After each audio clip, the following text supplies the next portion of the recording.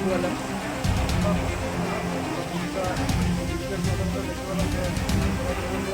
আগুন লেগেছে, লোক এসে আমাদের খবর দিয়েছে আগুন লেগেছে। যথারীতি আমরা সঙ্গে সঙ্গে যাই, দিয়ে আমরা আগুনটাকে এক্সটিংগুইশ করি। দুটা করে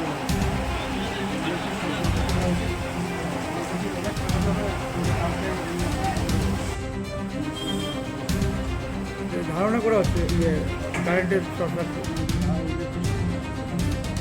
মোটামুটি মানে কোনো লোকের কি কোনো ধরনের কোনো ইনজুরি,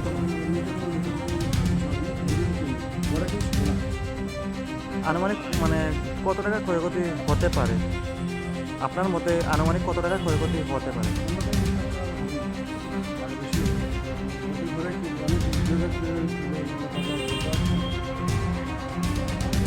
বর্তমানে আগুন তো নিয়ন্ত্রণে।